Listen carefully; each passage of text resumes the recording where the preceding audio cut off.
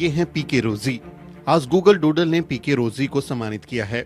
जो मलयालम सिनेमा में पहली अभिनेत्री थी, उन्हें पर्दे पर देखते ही सिनेमा हॉल के पर्दे पर पत्थर फेंक दिए गए थे, कुर्सियां तोड़ दी गई थी और बाद में हिंसक भीड़ ने इनके घर को भी जला दिया था। ऐसा इसलिए हुआ था क्योंकि पीके रोजी दलित बैकग्राउंड से आती थी और हिंसा का मूल कारण उनकी जाति था। सवर्ण जातियों में गुस्सा था कि कैसे एक पिछड़ी जाति की लड़की अभिनेत्री बन सकती है और अभिनेत्री बनकर रुपहले पर्दे पर नायर जाति की महिला का किरदार निभा सकती है। स्वतंत्रता दौर के केरल में साल 1928 में जेसी डेनियल नाम के सवर्ण ईसाई ने, ये जो कि फिल्म निर्देशक थे, उन्होंने मलयालम भाषा की पहली साइलेंट फिल्म विगाथा कुमारन बनाई थी, जिसमें अन्य कलाकारों के साथ पीके रोजी को मुख्य अभिनेत्री के तौर पर साइन किया था। पीके रोजी का पूरा नाम राजम्मा था, जो पुलाया नाम की जाति से थी, जिनका पेशा नाच गाना करने के अलावा वास्तुकला बनाना भी था। मलयालम सिनेमा के इतिहास की पहली फिल्म में हीरोइन बनने के बाद पीके रोजी की जिंदगी नर्क बन गई थी।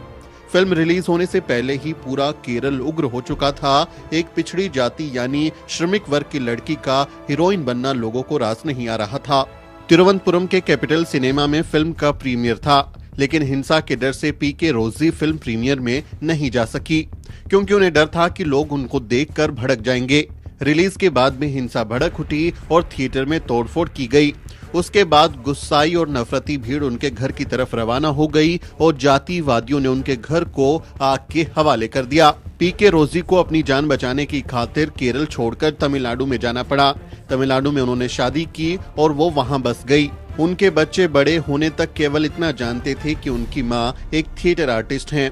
एक महिला जो कभी शानदार अभिनेत्री बन सकती थी, फिल्म इंडस्ट्री में अपने हुनर के जरिए जबरदस्त मुकाम हासिल कर सकती थी, उनके सामने उनकी जाति सबसे बड़ा पहाड़ बनकर खड़ा हो गई। फेसबुक पर क्रांति कुमार ने ये जानकारी साझा की है।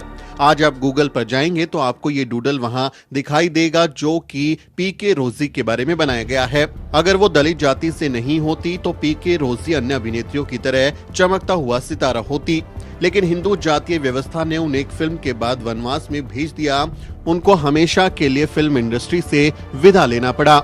इस बात से आप अंदाजा लगा सकते हैं कि पीके रोजी किन हालातों से गुजरी होंगी। एक शानदार महिला जिसने अपने अभिनय के दम पर ये किरदार हासिल किया और अपनी एक्टिंग के दम पर शानदार काम किया, लेकिन चूंकि वो दलित बैकग्राउंड से आती थी तो जातीय दम्भ के कारण दूसरी जातियों के लोग उन्हें बर्दाश्त नहीं कर पाए। यहाँ एक बात और समझने लायक है, क्योंकि पहले गाने बजाने का काम दलित जातियां ही किया करती थी और उनको अपमान की नजर से देखा जाता था। शुरुआत में जब ये फिल्म इंडस्ट्री में नाचना गाना शुरू हुआ, तब सवर्ण जातियों की लड़कियां वहां जाने से कतराती थी, क्योंकि कहा जाता था कि सभ्य घरों की लड़कियां ये सब नहीं करती। लेकिन जैसे ही फिल्म इंडस्ट्री में पैसा आना शुरू हुआ, चमक धमक आना शुरू हुई और करियर के तौर पर इसमें शानदार अवसर उपलब्ध हुए, तभी से हम देखते हैं कि सवर्ण जातियों की लड़कियां दमखम के साथ इस इंडस्ट्री में आई और नाचने गाने का काम भी करने लगी।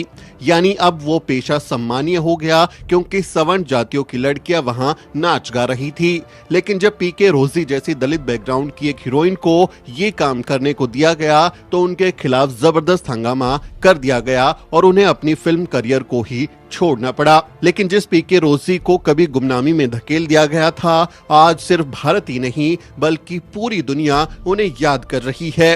गूगल ने जो पीके रोजी का ये शानदार डूडल बनाया है, उसके जरिए उनकी कहानी पूरी दुनिया में घूम रही है।